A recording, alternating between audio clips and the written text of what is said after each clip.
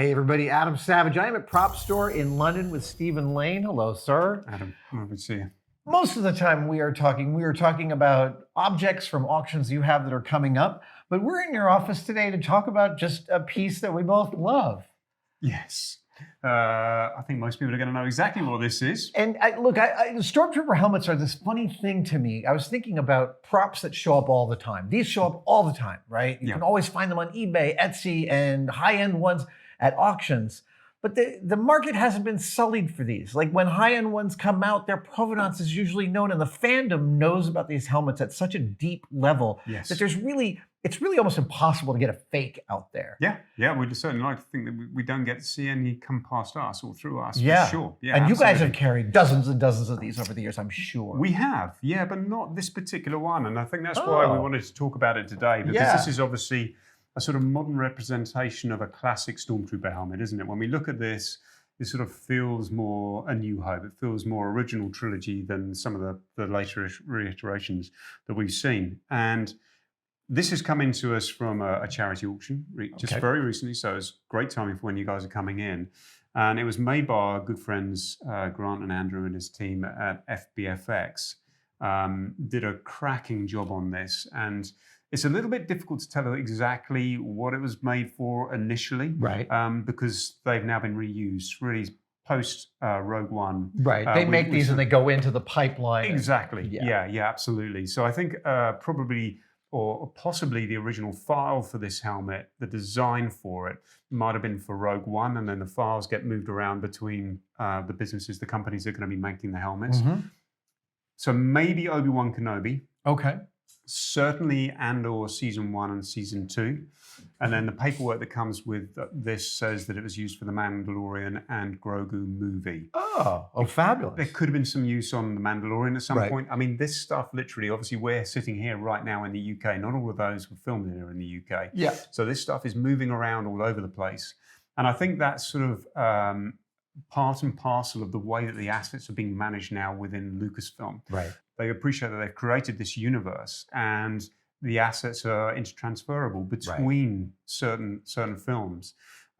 So a lot of use for this, and it looks like it. It's got this great used feel to it. Its patina is amazing. I want to just talk about the original Stormtrooper helmets, which were made in like 5 pieces. There was the cheeks here, the jowls, the face, the top and the back, and then the ears. Is that about right? Well, I think the faceplate was all one component. This element here, so all the way up. Yeah, then the top, the ears, and then the back as well. Absolutely. When I first got to Industrial Light and Magic, one of the most beautiful things I witnessed was they were doing reshoots for Episode 1, and they needed more Stormtrooper helmets, and they pulled out the wooden bucks for Ira Keeler's sculpt of the Stormtrooper helmet. And this isn't from Star Wars. This is from later. It's from the new editions, but 5 basswood forms that made up the Stormtrooper helmet. I just spent like an hour just staring at these beautiful, and I watched this person pull the forms and turn out a Stormtrooper helmet.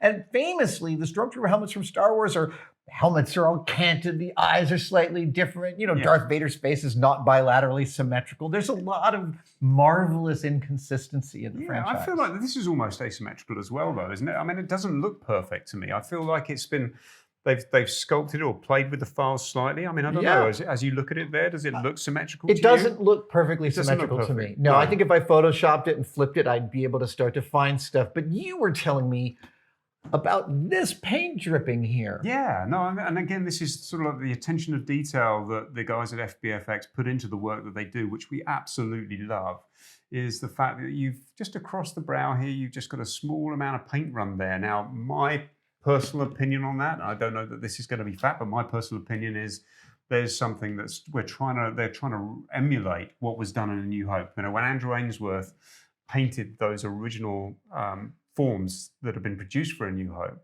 he was using household paint because it was made of this what was it? It was like a boat fabrication material that no paint would stick to, and so it was ended up literally being brushed on and ran on. So that's established in A New Hope. This period of Star Wars, of course, is directly tied to that.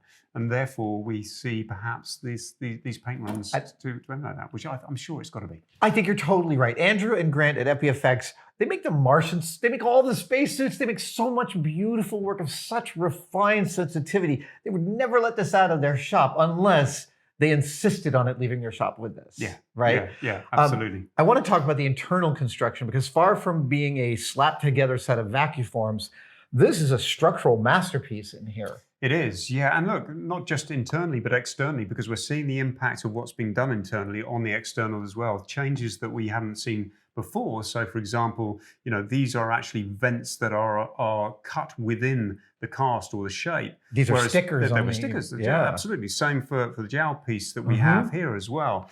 But all of that is sort of part and parcel of what's going on the inside, isn't it? So you can see the infills that we've got here to give that blue color that then comes through that we saw as a sticker originally. But yeah, I mean, what a piece of engineering that is, just to put that together like that. It really is. I went through it and looked at it really closely. I was talking to you off camera. I don't think this is 3D printed. I think this is big, thin pressure cast pieces with a high dimensional stability, which is exactly one of the core competencies of FBFX. Yeah. And also, while we're looking at the inside, I mean, let's just go back to the inside. From a collectible perspective, what we're looking for is wear and tear. Now, externally, sure, we've got a little bit of conceived distressing. There's certainly a lot of wear on this anyway, but on the inside, I mean, just look at how many times the padding's been moved or removed or replaced or changed. Yeah, there's rips here and re-glued, There's different labeling in there, and in fact, there's even an FBFX label just underneath the and it's a little dynamo. It's a dymo label. It is. Yeah. So it's obviously gone onto the mold, which tells me it's a silicone mold that made that, right? Okay. Yeah.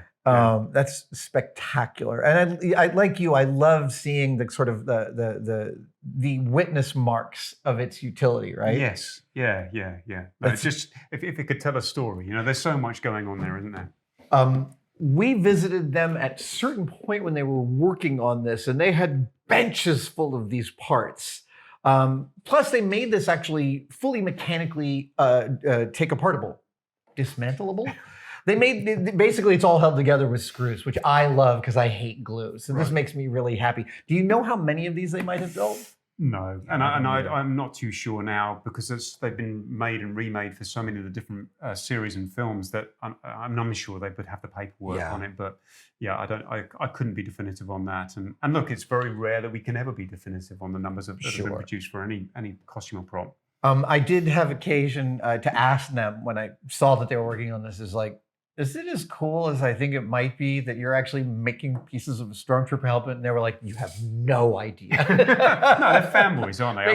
They've grown up with it. They love it. They're passionate about it. They throw all of themselves into every project that they do. And I think that's what we love about them. Star Wars has so many pieces of it that have become so iconic. It just seems almost unlikely that such a magnificent object ever got made, and we're so lucky that it did. I love that the lineage is being carried on today. And they're doing it so well. And in fact, it's the reason why I'm sitting here in my office, because this walked through the door and I've seen a lot of the helmets from the newer films and TV shows, but this one really spoke to me immediately because it's so grounded in the original trilogy. I think with some of this outside dirt, you have a not unreasonable chance to screen match it at some point. Yeah, how many TV shows or movies are you going to have to go through to look You're at? You're just going to be like, hush, kiddo, daddy's watching TV. Just like making notes. Well, Stephen, it's a beautiful piece. Thanks for sharing it with us. My pleasure.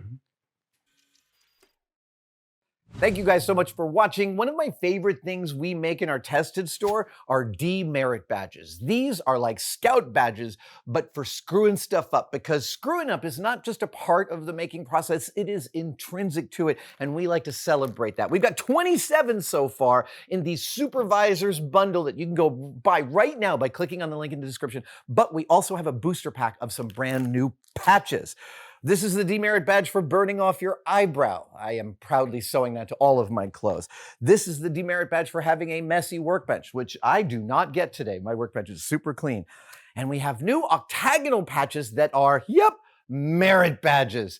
This is the merit badge for sweeping up your shop, Congratulations. I'm so proud of you. And this, oh my God, this is great. This is the merit badge for creating a clean space on your bench. Hey, we got to take our successes where they come and meet them there. Go to the tested-store.com or adamsavage.com to buy any of these, or click on a link in the description.